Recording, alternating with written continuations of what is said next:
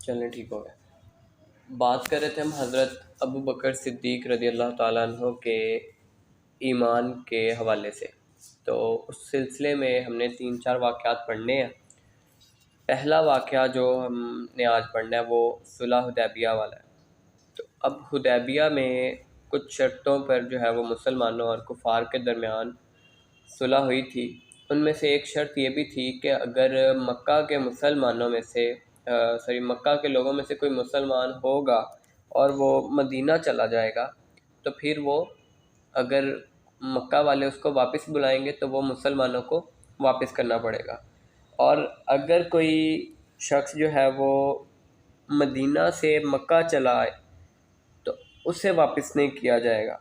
تو ابھی صلح نامہ پر جو ہے وہ نہ تو کفار کے دستخط ہوئے تھے اور نہ ہی مسلمانوں کے، کہ ابو جندل رضی اللہ تعالیٰ عنہ ایک صحابی تھے جو کہ مسلمان ہو چکے تھے۔ وہ مکہ معظمہ سے گرتے پڑتے اور پاؤں پہ ان کے بیڑیاں جو ہے وہ لگی ہوئی تھی، بیڑیاں گھسیٹتے ہوئے حدیبیہ کے مقام پر مسلمانوں کے درمیان آ گئے۔ تو یہاں پہ اب ابو جندل رضی اللہ تعالیٰ عنہ کا جو باپ تھا سہیل بن عمر، وہ بھی وہاں پہ پریزنٹ تھا اور کفار مکہ کی طرف سے صلح کے لیے آیا ہوا تھا گفتگو کرنے۔ تو جب اس نے اپنے بیٹے کو دیکھا تو کہا کہ ابو جندل کو میری طرف جو ہے نا وہ آپ واپس کر دیں۔ تو آپ صلی اللہ علیہ وسلم نے فرمایا کہ ابھی تو صلح نامہ پر جو ہے وہ فریقین کے دستخط ہی نہیں ہوئے ہیں، لہذا یہ معاہدہ تمہارے اور ہمارے دستخط ہو جانے کے بعد ہی نافذ ہوگا۔ تو اس نے کہا تو جائیں، ہم آپ سے صلح نہیں کریں گے۔ تو آپ صلی اللہ علیہ وسلم نے فرمایا کہ اے سہیل، ابو جندل کو میرے پاس رہنے کی تم اپنی طرف سے اجازت دے دو۔ تو اس نے کہا میں اس بات کی ہرگز اجازت نہیں دے سکتا۔ تو جب حضرت ابو جندل رضی اللہ تعالیٰ عنہ نے دیکھا کہ اب میں پھر مکہ لوٹا دیا جاؤں گا، تو انہوں نے صحابہ کرام رضوان اللہ تعالیٰ علیہ مجمعین سے فریاد کی اور کہا اے مسلمانوں، دیکھو میں کافروں کی طرف پھر لوٹایا جا رہا ہوں، حالانکہ میں مسلمان ہو چکا ہوں اور آپ لوگوں کے پاس آ گیا ہوں۔ تو حضرت ابو جندل رضی اللہ تعالیٰ عنہ کے بدن پر کافروں کی مار کے، ان کے تشدد کے جو نشانات تھے وہ آپ مسلمانوں کو دکھا دکھا کر رونے لگے۔ تو مسلمانوں کو جو جوش تھا، ظاہری بات ان کو تو بڑا جو ہے وہ جوش آیا، یہاں تک کہ حضرت عمر رضی اللہ تعالیٰ عنہ وہ آپ صلی اللہ علیہ وسلم کے پاس پہنچ گئے اور کہا کہ یا رسول اللہ، کیا آپ اللہ کے سچے رسول نہیں ہیں؟ تو آپ صلی اللہ علیہ وسلم نے ارشاد فرمایا کیوں نہیں، میں اللہ کا سچا رسول ہوں۔ پھر حضرت عمر نے عرض کیا کیا ہم حق پر اور کفار باطل پر نہیں؟ تو آپ صلی اللہ علیہ وسلم نے فرمایا بے شک کیوں نہیں، ہم حق پر ہیں اور کفار باطل پر ہیں۔ تو اس جواب پر حضرت عمر رضی اللہ تعالیٰ عنہ نے کہا کہ پھر ہم دین کے معاملے میں دب کر صلح کیوں کریں؟ تو آپ صلی اللہ علیہ وسلم نے فرمایا اے عمر، بے شک میں اللہ کا رسول ہوں، میں اس کی نافرمانی کبھی نہیں کر سکتا اور میرا مددگار وہی ہے۔ پھر حضرت عمر نے کہا کیا آپ یہ نہیں فرمایا کرتے تھے کہ ہم بیت اللہ شریف کا طواف کریں گے؟ تو آپ صلی اللہ علیہ وسلم نے فرمایا ٹھیک ہے، مگر ہم نے یہ کب کہا تھا کہ اسی سال طواف کریں گے؟ تو حضرت عمر نے کہا کہ ہاں یہ صحیح ہے کہ آپ نے اسی سال کے لیے نہیں فرمایا تھا۔ پھر حضرت عمر حضرت ابو بکر رضی اللہ تعالیٰ عنہ کے پاس گئے اور ان سے بھی اسی قسم کی گفتگو کی۔ تو حضرت صدیق اکبر رضی اللہ تعالیٰ عنہ نے فرمایا یعنی ان کی رکاب تھامے رہو اور ان کے دامن سے لگے رہو، بے شک وہ اللہ کے رسول صلی اللہ علیہ وسلم ہے اور اللہ ان کا معاون اور مددگار ہے۔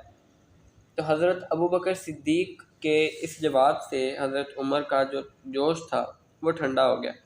تو حدیبیہ میں آپ صلی اللہ علیہ وسلم نے جس طرح صلح فرمائی، اس سے مسلمانوں کی جو ناگواری اور رنج اور غم کا یہ عالم رہا کہ معاہدے کی تکمیل کے بعد 3 بار آپ صلی اللہ علیہ وسلم نے فرمایا کہ اٹھو، قربانی کرو اور سر منڈا کر احرام جو ہے وہ کھول دو، مگر کوئی جو ہے وہ اٹھنے کو تیار نہیں ہوتا تھا، یہاں تک کہ حضرت عمر رضی اللہ تعالیٰ عنہ نے جوش میں آ کر آپ صلی اللہ علیہ وسلم کی بارگاہ میں آ کر ایسی گفتگو کی کہ جس پر وہ زندگی بھر پھر افسوس کرتے رہے اور معافی کے لیے بہت سی نیکیاں بھی کرتے رہے۔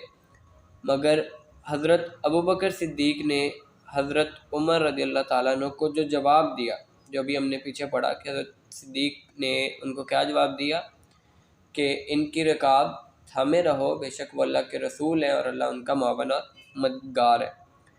تو یہ ایمان افروز جواب بتا رہا ہے کہ حضرت ابو بکر صدیق رضی اللہ تعالیٰ عنہ اپنی جگہ پر بالکل مطمئن تھے کہ حضور صلی اللہ علیہ وسلم اللہ کے رسول ہیں، وہ جو کچھ کر رہے ہیں وہ سب حق ہے، ہر حال میں اللہ تعالیٰ ان کی مدد فرمائے گا۔ ٹھیک ہے، تو اس واقعے سے صاف ظاہر ہے کہ حضرت ابو بکر صدیق رضی اللہ تعالیٰ عنہ کا ایمان سارے صحابہ میں سب سے زیادہ کامل اور اکمل تھا، جس نے حضرت عمر رضی اللہ تعالیٰ عنہ کے جوش کو بھی ٹھنڈا کر دیا۔ یہ تو پہلا واقعہ۔ اچھا، اس میں سے آپ کو پتہ پھر حضرت ابو جندل کا پھر کیا ہوا تھا؟ مطلب وہ تو مکہ واپس چلے گئے، تو اس کے بعد ان کے ساتھ کیا ہوا تھا؟ پہلے پڑھا واقعہ یہ؟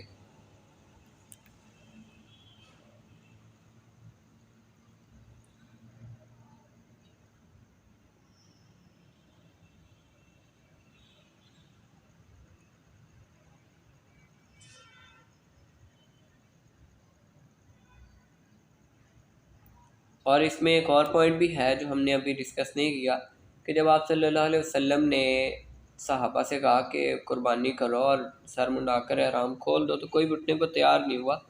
تو پھر آپ صلی اللہ علیہ وسلم نے حضرت ام سلمہ رضی اللہ تعالیٰ عنہ سے جا کر جو ہے وہ مشورہ کیا، تو حضرت ام سلمہ نے کہا کہ آپ اٹھ کر جو ہے نا کریں، تو آپ نے جو ہے وہ اٹھ کے قربانی بھی کی اور اپنا جو ہے وہ سر منڈا کر احرام بھی کھول دی۔ تو پھر آپ کی دیکھا دیکھی سارے صحابہ نے اسٹارٹ کر دیا۔ تو اس میں ایک چیز تو آپ نے یہ کہ آپ نے حضرت ام سلمہ سے بھی مشورہ کیا، جو کہ امہات المومنین میں سے ہیں، اور اس میں ایک جو اگلا واقعہ یہ ہوا کہ حضرت ابو جندل جو ہے وہ چلے گئے اب کفار مکہ کے پاس،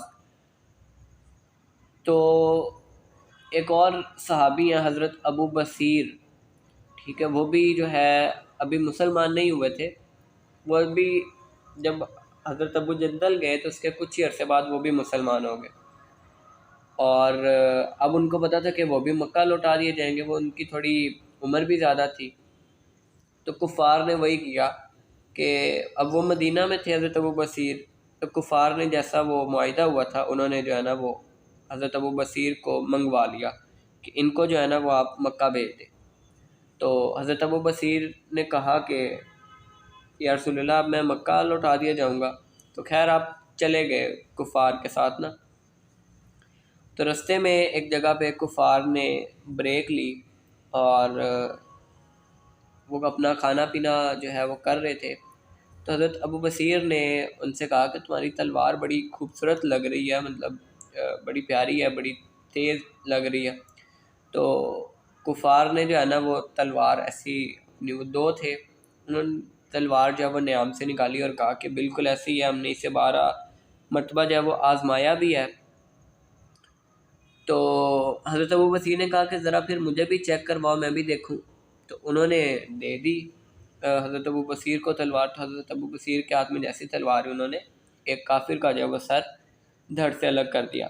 اب جو دوسرا کافر تھا وہ بھاگتا ہوا مدینہ واپس چلا گیا اور مسجد نبوی میں جا کے چھپ گیا۔ تو آپ صلی اللہ علیہ وسلم نے اسے بلا کے پوچھا کہ تم جو ہے وہ کیا ہوا، ڈرے ہوئے لگ رہے ہو؟ تو اتنی دیر میں حضرت ابو بصیر بھی آ گئے، وہ ہاتھ میں ویسی تلوار تھی۔ تو حضرت ابو بصیر نے آپ صلی اللہ علیہ وسلم سے کہا کہ آپ نے تو اپنا جو معاہدہ تھا وہ پورا کیا، آپ پر تو اس میں کوئی مواخذہ نہیں ہے، آپ نے تو اپنا عہد پورا کیا، آپ نے مجھے بھیج دیا، اللہ نے میرے ہاتھ پہ اس جو ہے وہ کافر کی موت لکھی، تو میں نے اسے قتل کر دیا۔ تو آپ صلی اللہ علیہ وسلم نے جواب دیا کہ یہ تو لڑائی کی آگ اس سے بھڑکے گی، تو جو ہے نا حضرت ابو بصیر کو پتہ لگ گیا کہ اب میں پھر دوبارہ مکہ لوٹا دیا جاؤں گا، تو آپ پھر چلے گئے اور ایک جو ہے ایس کا مقام ہے وہاں پہ جا کے وہ آپ چھپ گئے اور بیٹھے رہے جنگلوں میں۔ تو اسی اثناء میں حضرت ابو جندل رضی اللہ تعالیٰ عنہ وہ بھی اپنی بیڑیاں توڑوا کر وہ بھی بھاگ کر وہیں حضرت ابو بصیر کے پاس جا کر چھپ گئے۔ اسی طرح وہ جو بھی مسلمان تھے، اس طرح ایک قافلہ بنتا گیا، 70 جو ہے وہ اسی طرح مسلمان وہ اس مقام پہ جمع ہو گئے۔ اب اسی مقام سے جو قریش تھے ان کا قافلہ گزرتا ہوتا تھا تجارت والا، تو یہ پھر کیا کرتے تھے کہ ان کے قافلے کو، کفار کے قافلے کو لوٹ لیتے اور ان کی اچھی جو ہے نا وہ ان کو آپ کہہ لیں ناک میں دم کر کے رکھا تھا کفار کے نا مسلمانوں نے۔ اتنے تنگ آ گئے پھر قریش مکہ کہ انہوں نے خود ہی جو ہے وہ کہا کہ ہم جو ہے نا وہ اس شرط سے جو ہے نا ہم بری ہوتے ہیں کہ ہم نہیں چاہتے کہ اب جو ہے نا مدینہ والے مسلمان کو مکہ بلائیں. تو وہ خود ہی اس شرط سے جو ہے وہ بری ہو گئے اور وہ پھر چینج ہوگی شرط جو ہے صلح کی تھی. اور پھر انہوں نے کفار نے یہ بھی کہہ دیا کہ آپ کے جو بھی مسلمان ہیں نا ان کو آپ بلا لیں مدینہ. تو آپ صلی اللہ علیہ وسلم نے پھر سب کو خط بھیجا کہ آپ لوگ آ جاؤ مدینہ واپس. تو لیکن جب اگلا یہ ہوا کہ جب ان کو واپس بلایا تو اس وقت حضرت ابو بصیر رضی اللہ تعالیٰ عنہ جو ہے وہ بالکل جو ہے وہ اب کہہ لیں اپنی آخری جو ہے وہ سانسیں لے رہے تھے. تو جب ان کے پاس خط پہنچا تو ان کی جو ہے وہ ڈیتھ ہو گئی تھی. خیر آگے ہم بات کو لے کے چلتے ہیں. دوسرا واقعہ جو ہم نے پڑھنا ہے وہ معراج کی بلا تعمل تصدیق ہے. شب معراج کی صبح جب بہت سارے مشرکین ہیں وہ ابو بکر صدیق رضی اللہ تعالیٰ عنہ کے پاس آئے اور کہا کہ آپ کو کچھ خبر ہے؟ آپ کے دوست محمد کہہ رہے ہیں کہ انہیں رات کو بیت المقدس اور آسمان وغیرہ کی سیر کرائی گئی ہے. تو آپ نے کہا کیا واقعی وہ ایسا فرما رہے ہیں؟ تو ان لوگوں نے کہا ہاں وہ ایسے ہی کہہ رہے ہیں. تو آپ نے فرمایا یعنی اگر وہ اس سے بھی زیادہ بعید از قیاس اور حیرت انگیز خبر دیں گے تو بے شک میں اس کی بھی تصدیق کروں گا.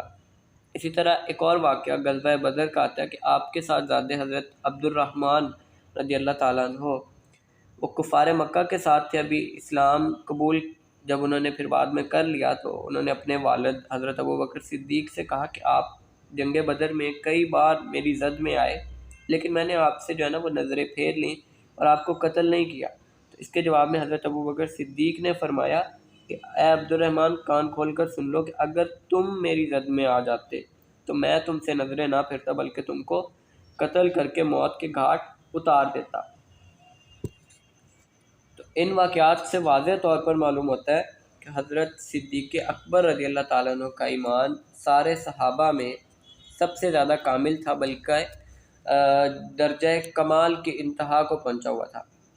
اور امام بہقی رحمۃ اللہ تعالیٰ علیہ نے ایک روایت جو ہے شعب الایمان میں کوٹ کی ہے حضرت عمر فاروق سے کہ وہ فرماتے ہیں کہ پوری زمین کے مسلمانوں کا ایمان اور حضرت ابو بکر صدیق کا ایمان اگر وزن کیا جائے تو حضرت ابو بکر صدیق کے ایمان کا پلہ جو ہے وہ بھاری ہوگا. تو آج کے لیے اتنا کافی ہے. باقی ہم اپنا عربک والا آگے کنٹینیو کرتے ہیں.